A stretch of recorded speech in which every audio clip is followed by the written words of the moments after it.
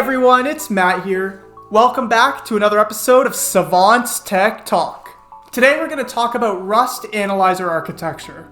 The name might sound new to a lot of people out there, and if you're one of those people, there is nothing to worry about. In this video, we're going to look at all the things you should know about the Rust Analyzer.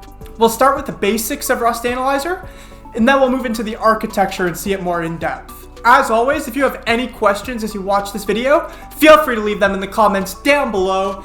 If you enjoyed this video or find it interesting, don't forget to hit that like button and subscribe to this channel for more videos. Let's jump into it. So you're probably wondering, what is Rust Analyzer? Rust Analyzer is a modular compiler frontend, and it's still experimental. Of course, this goes without saying, but it's dedicated to the Rust language.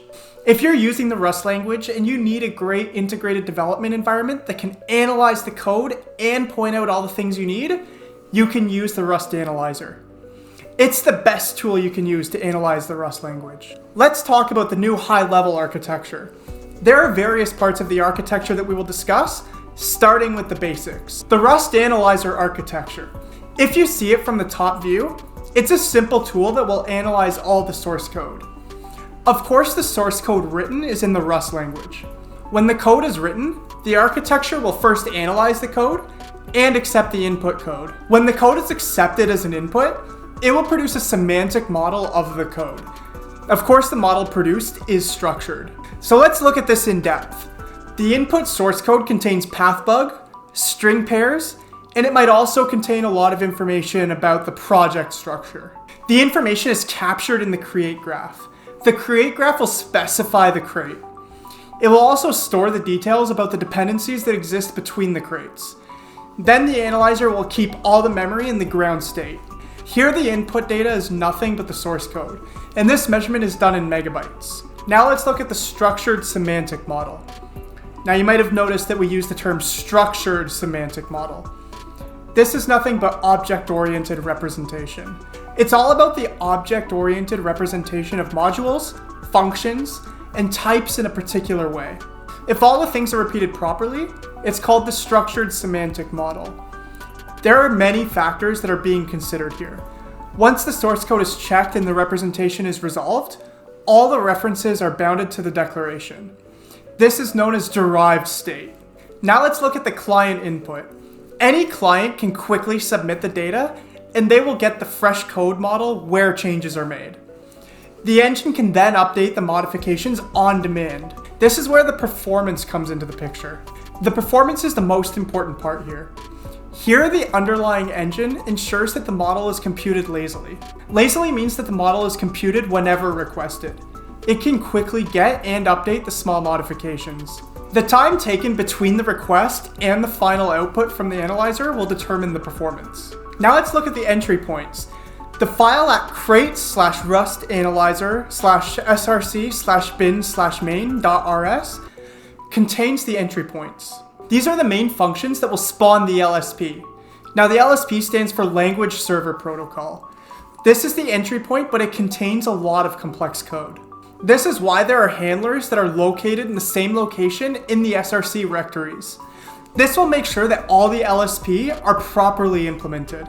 Once everything is done, it will head over to the next pint. The main API is defined by analysis and analysis host types. The next section is the code map. This is an important section where all the important directories and data structures are mentioned. All the architecture and variant sections are included here.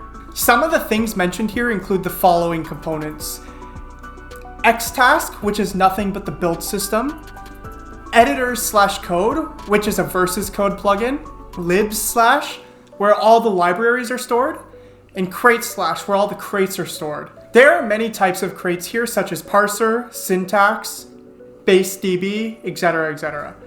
You will find all of them here. Now let's look at the cross-cutting sections. In the Rust Analyzer architecture, there are some of the components that are everywhere but also nowhere. So let's talk about this and you'll understand what I mean. Starting with code generation, this is the place where all of the automatic processes are conducted. This will generate API and documents for the test. And then there's cancellation, which is where the architecture is designed in such a way that it doesn't go in the loop in case of any issues. This will automatically cancel the operation and get back to the normal state. And then testing. It's important to test the system and the code before it goes to production. There are 3 main places where the process takes place. In simple words, there are 3 main things where the testing is performed. Performance testing, and this is where the performance is tested. Error handling, it's all about how the Rust analyzer will handle the errors. And observability, and this will make sure that you know about all the things that are going on. So there we have it. There was a look at the Rust analyzer architecture. If you want to know more about it in depth, you can also visit the official website or GitHub page of Rust Analyzer.